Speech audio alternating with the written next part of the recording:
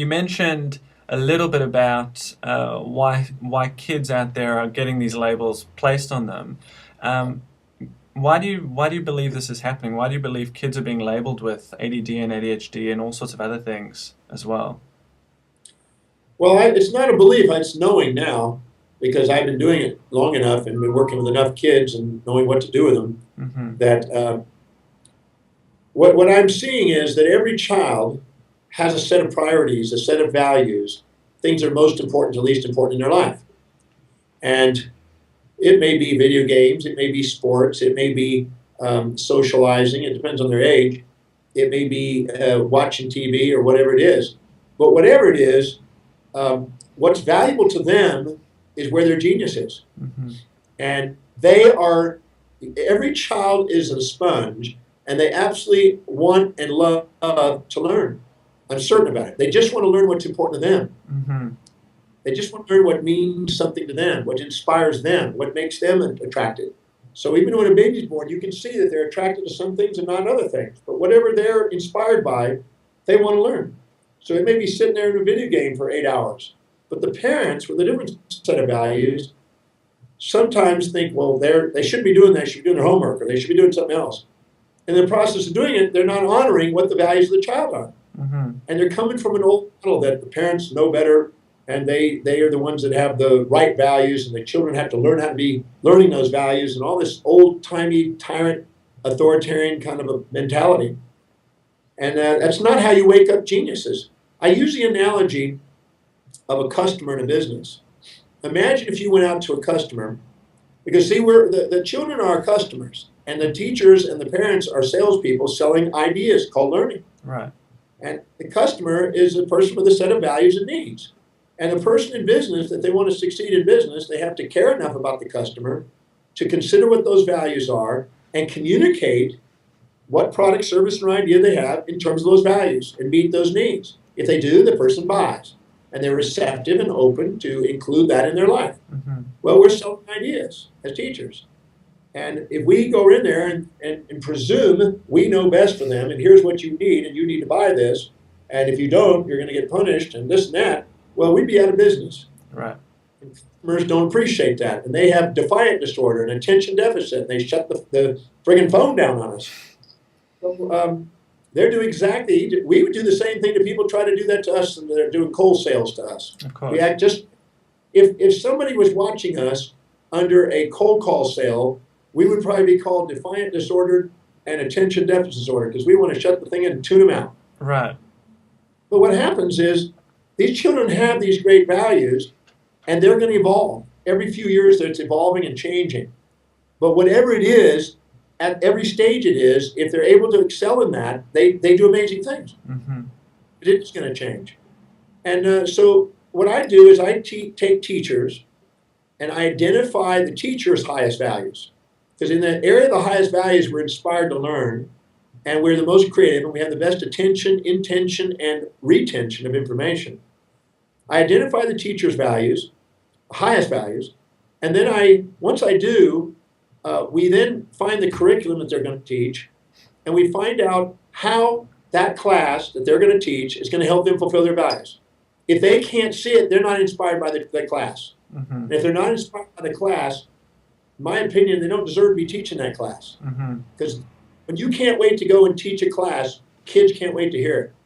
But if the kids are in front of a teacher that's not inspired by a topic, that's already shutting down the learning process. So what I do is I go in and find out what classes they're not inspired by and what classes they are in the curriculum. And the ones they are, great. The ones they're not, we have to link them. So we ask them, how is teaching these classes going to help you and fulfill your values as a teacher? And I make them answer that until they really are inspired and see that they're going to get what they want done doing it. Because Mm-hmm. nobody goes to teach, they go to fulfill their values. Teaching is the vehicle. And when they go there and they fulfill their values, they're inspired teachers. And that's a magnet to the student. Because every student wants to be around people like that. Right. So that's the first step. Then what we do is we find the values of the child again. And I encourage the teachers to do this before they start the classes that year. And then we take this child the very first day in class and determine their values. There's a process I developed on doing that, and I'll be glad to show it to you. It's on my website, drdemartini.com, value determination. You can get it for free. And then what happens, we take the kids and we list the curriculum that's there, and we then, with the help of the teacher, we make links between the curriculum. How specifically is this class can help you fulfill your video games or your social life? Because if they can't see it, they're never going to be engaged in those classes. Mm-hmm. So we show how. We ask them and draw out of them the links between what they're going to be studying and their values. What happens then, as those links are made, the greater the number of the links, and I make them do at least 20 to 30 links at least each class, these kids all of a sudden expand that and now include those classes in their values. Mm-hmm. They draw it in. Now they see how they're getting what they want. Right. When they do, they're ready to excel. They're ready to thirstily read that material and learn that material.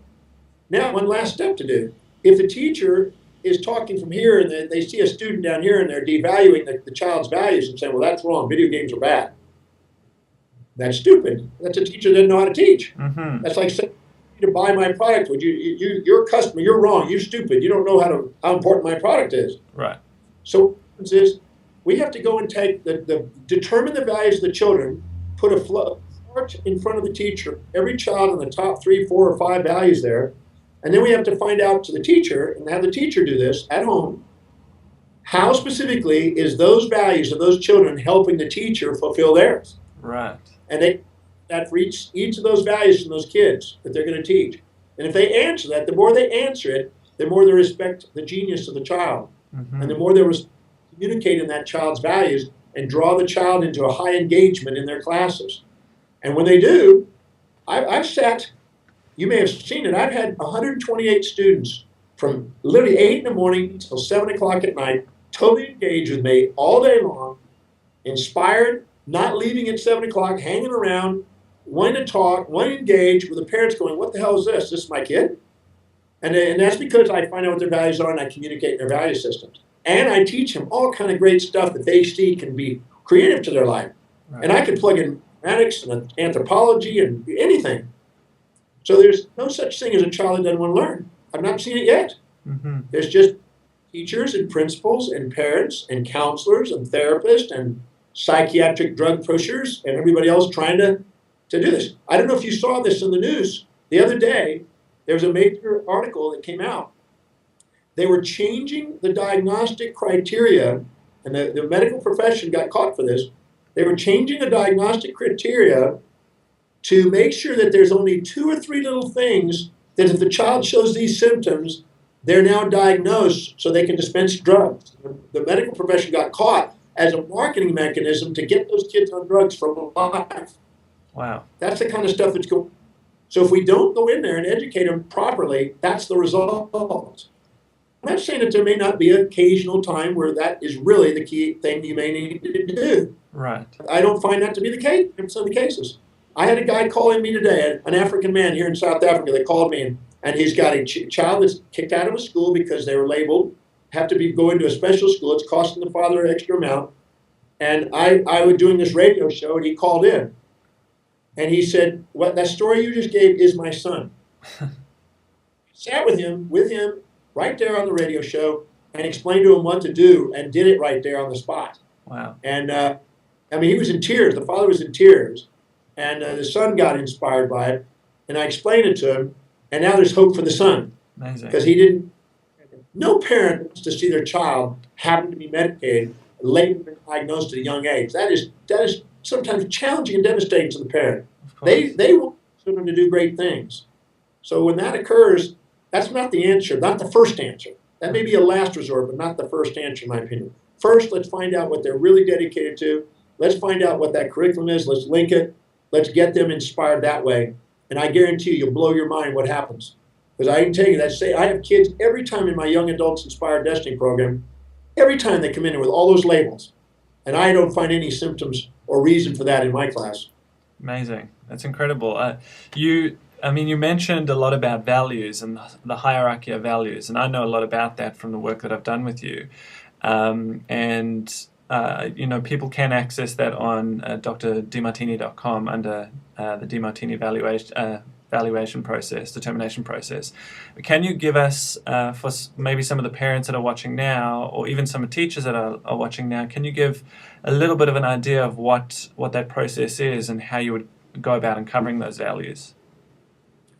Yeah, depending on the age, it's really observation because our life demonstrates our values. Our children's lives demonstrate the values. It's not, if you ask somebody their values, they usually, either they don't know, they lie, or they distort them. Right. Or they tell you all the idealisms of what it should be. That's not the way. You got to look at what their life demonstrates because every decision they make is based on what they believe will give them the greatest advantage over disadvantage, greatest reward over risk to their highest values. So if you look at what their life demonstrates, that tells you their values. If they're sitting in front of a video game and they're doing video ice hockey 6 hours a day, that's valuable to them. Right. They wouldn't waste their time on stuff that's not valuable to them. Right. If they're socializing all the time, then that's valuable to them. If they're sitting there watching TV, there's something in that TV. You need to find out what it is that's valuable to them. Mm-hmm. So the way I do it is I look at how they fill their space. Because if you give some kid something that he doesn't want or she doesn't want, it goes to the trash or it goes in somewhere where it's not visible. But if it's something they want, they have it where they can see it. They have it where they can touch it. They have it where they can see it or hear it, feel it, and touch it. They want it. So something that's around them, if you look at the kids, they keep things that are important to them around them. Mm-hmm. And they stuff that isn't. We do it as parents. We don't want crap around the house that we think is valuable, not valuable. And think of how many times somebody gave you something as a gift or something, you go, what the hell is this? And you gave it to somebody else. It's true. But something that's really just to you, you probably have it on your shelf or you have it where you can see it. Yeah. So you want it close to you. The closer the proximity to you and your daily position in your private life or public life, wherever you are that's most, you look at what you fill your space with. That's the first criteria. The second one is, what do you always find time for? And what do you make time for? And what do you spend your time on?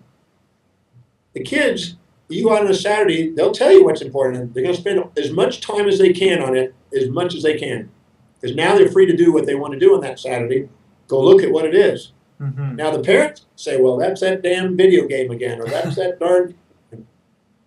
I'm going to go off on a tangent. I'm going to come back to this. Sure. I was working with a lady in Australia, Brisbane, Australia. And she was a lovely lady who attended my programs, a single mother, was an accountant at one time, and she had a 16-year-old son. And the 16-year-old son was a little bit challenged on some of his speech and was not the greatest in school, wasn't, really hindered, but just wasn't the top. Mm-hmm. And she was frustrated because now she's single, she's got to make ends meet, he's 16, he's eating more, and she thinks he should be working. In her generation, you worked at 16. Today, 18, 20 sometimes, it's a little later, but it's basically teenagers, you go to work. Right. So she's putting pressure on them. Get away from that damn video game. Get off that video game. All that stuff's a waste of time, it's distracting. She was illiterate. She didn't know how to do a computer hardly. I mean, that wasn't her life. It wasn't her generation. So she's basically saying that's not it. I want you to go and get a job at a restaurant or a gas station or something. Go get something, get work. So anyway, he's just defying her. He's not listening to her. He's ignoring her. He's bigger than her because he's 16 now, and he's just kind of giving her a hard brush off. Uh-huh. So she asked me to come in and talk to him. So I went to the room and I sat down with him and I said, so your mom's giving you some challenge, huh? He says, yeah, she's on my case. I said, got a question for you. What do you love doing? He looked at me like, you're not going to condemn me? I said, no, what do you love doing? He says, well, I love video games. Okay, what do you love doing on video games? Well, I like computers and video games. So what kind of stuff do you do on a computer?